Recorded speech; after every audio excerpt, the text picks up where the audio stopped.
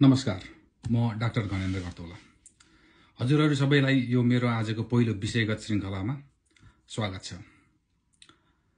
जेठ मध्य पनि भइसक्यो र बजार तातेको छ राजाको कुराले, राजाको गफले। म यहाँ राजनीतिको गफ गर्न आएको होइन।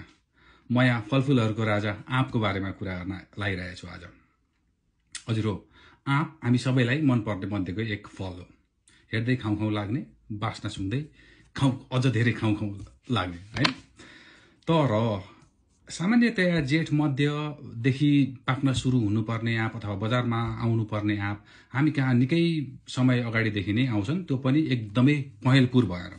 हेर्दा यति राम्ररी पाकेको देखिन्छ है, सबै पहेँलो, बोक्रा जति सबै पहेँलो।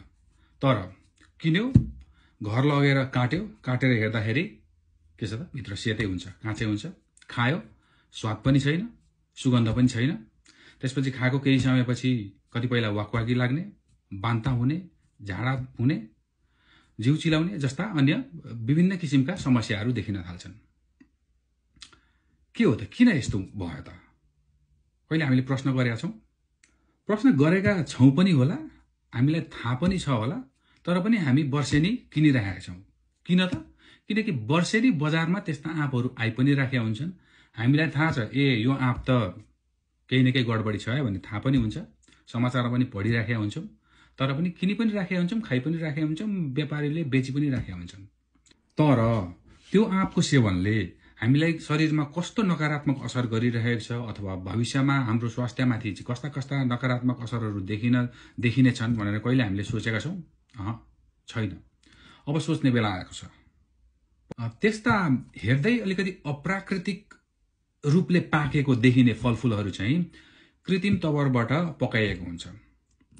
गलत नियत भएका व्यापारीहरूले चाहिँ रसायनको प्रयोग गरेर आँपलाई चाँडो बजारमा लैजान, चाँडो पकाउन र चाँडै नै बढी मुनाफा कमाउन त्यो किसिमको प्रयोग गर्ने गर्छन्।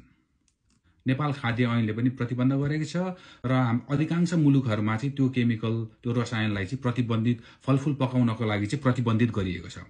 र त्यो केमिकलको नाम हो क्याल्सियम कार्बाइड। के हो त क्याल्सियम कार्बाइड? त्यो क्याल्सियम कार्बाइड भन्ने रसायन चाहिँ एसिटिलिन भन्ने ग्यास उत्पादन गर्नको लागि औद्योगिक स्तरमा प्रयोग हुन्छ। र त्यो एसिटिलिन भन्ने ग्यास चाहिँ जुन हामीले वेल्डिङ पसलहरूमा, ग्रिलका पसलहरूमा देख्छौँ नि, त फलाम काटेको त्यो आगो, निलो आगो आउने, जुन निलो आगो बल्छ, त्यो चाहिँ एसिटिलिन ग्यासको प्रयोगले बल्ने। र फलफुल पकाउनमा पनि त्यही ग्यासले गरेर नै फलफुल चाहिँ चाँडो पाक्ने हो अथवा कृत्रिम रूपमा पकाउने हो। तर यहाँनिर त्यो एसिटिलिन ग्यासको प्रयोगले पकाइएको हुनाले चाहिँ आँप अथवा केरा चाहिँ हानिकारक हुने होइन।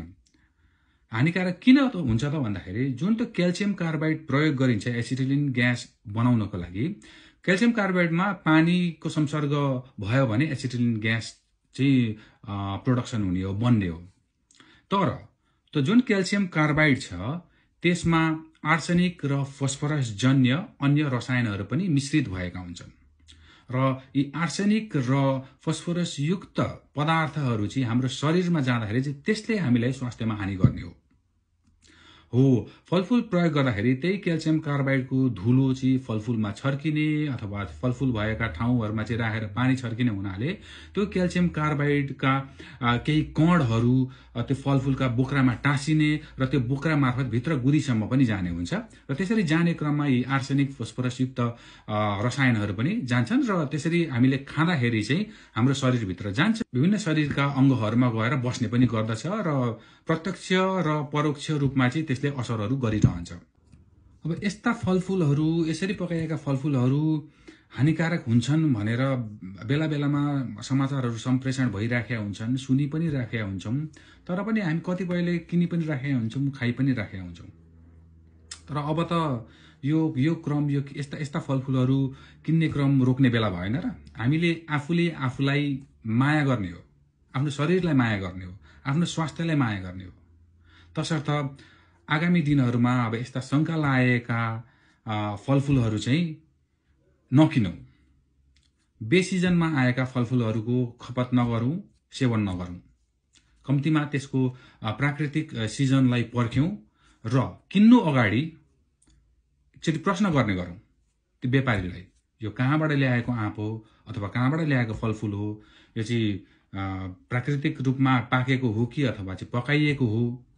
सरकारी निकाय, स्थानीय निकायहरूलाई पनि थाहा छ यस्ता खालका फलफुलहरू बजारमा छेस्ती पाइरहेका छन्। तर पनि किन त्यसको रोकथाम हुँदैन?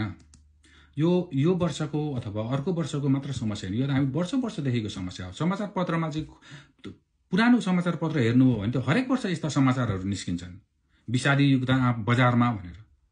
तर यो कमी कहाँनिर भइरहेछ, कहाँनिर हामी चुकिरहेका छौँ, कहाँनिर चाहिँ हाम्रो निकायमा अथवा हाम्रो सिस्टममा चाहिँ केही छेद छ।